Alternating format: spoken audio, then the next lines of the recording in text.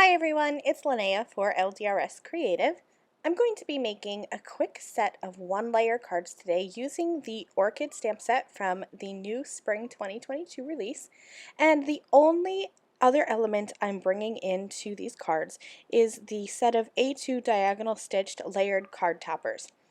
Whenever I'm creating one-layer cards, I like to add little details to kind of pump up the cards a little bit. So adding a stitch detail around the edge of these cards is going to be the first way that I add something special. So I grabbed the largest die from that set, and I have 4 pieces of cardstock. I just took a regular 8.5 by 11 sheet of cardstock and cut it into quarters, and I'm lining up the edges of that cardstock with the cutting edge on that die, and I'm using little pieces of temporary tape to hold those in place. In fact, I'm using the same 2 pieces of tape to cut all 4 pieces, just kind of moving that tape around a little bit as I cut. Once I have all 4 of those panels cut with that decorative stitched edge, I'm going to grab the Orchid Stamp Set and just lay out the images and the sentiments on my card so that I have an idea of how I want the card to be laid out. I have that idea in my head, but I like to see things actually how they are, so physically see it. So that's why I like to lay out the stamps on my card. Once I have the orchid and the hummingbird lined up where I think I want it, I'm going to pick that up with the lid of my stamping tool. A stamping tool is really helpful when you're creating multiples, and since I'm creating a set of 4 cards, all I have to do is line up those stamps once, stamp them with my Raven Hybrid ink, and I'm using my Stampendable to make sure I get a nice crisp outline. And then I'll just switch those panels in and out until I have all 4 stamped. I grabbed a handful of alcohol markers. Doesn't really take a lot for this image because I'm going to be creating white flowers with a colored center. I am not a botanist by any means, so whenever I'm coloring a flower, I either just go with my heart and color it in whatever color I want, or I'll do a quick image search online. And when I searched for orchids, I found that a lot of the flowers were white, but they had these brightly colored centers. So I picked this kind of plum red color and colored in the center of the orchids, and then I used cool grays, a C2 and a C0, and colored the flower petals so they would appear to be white. I added some greens for the leaves, and then I'm going to color the hummingbird the traditional way a hummingbird looks around here. They have that kind of red breast on them and then a white tummy, and they're blue. So that's how I colored them.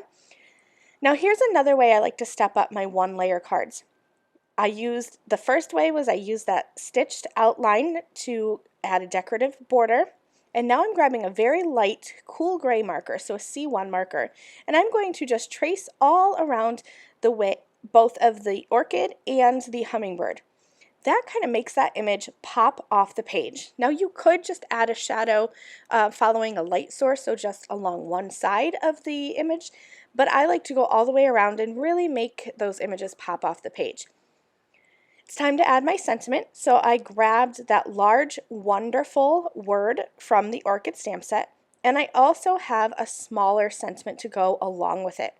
There are a couple different sentiments in here, and you could vary that if you want, but because I wanted to make this a quick set, I just did the kind and then the large word, wonderful, on all 4 of my cards. Here's another way to step up this card. I'm going to add a little bit of heat embossing, and that's going to make that sentiment stand out and kind of bring that into the forefront and have that flower more in the background. So I added some LDRS Creative clear embossing powder, and if you work quickly with the Raven Hybrid ink, you can heat emboss this. So I stamped all 4 panels, added the embossing powder to all 4, and now I'm just going to heat set them. And in just a second, I'm going to show you here. See how that kind of just makes that black ink look a little bit darker, and it adds a little bit of shine, so you can distinguish that from the ink in the background. And I used the same ink pad there. Here's another way I'm going to step up this background. I love adding spatters to my cards. I usually go with either black or gold, and in this case I thought that black would be too bold, so I'm going to add some gold shimmer watercolor to the background. Just added some color onto my little watercolor pan there. Then I really like to load up my brush. I'm using a size 6 round because that just gets the size dots that I like. Smaller brush will give you smaller dots. Larger brush will give you larger dots. Another way that this heat embossing helps me is that when I add the spatters, the heat embossing is going to help resist. But if I get any ink or any watercolor on that heat embossing, you saw me there, I just took my nail and scratched that right off, and nobody will ever know. All right, here's my finished set of 4 cards. I hope that you enjoyed this tutorial. These 4 cards took me about 25 or 30 minutes to make. That's a really quick set of cards in my book, and you can always package these together and give them as a gift or keep them on hand for cards to send out to your friends. Thanks so much for watching. I've listed and linked all of the supplies I used in the video description below. I hope you have a great day. Bye!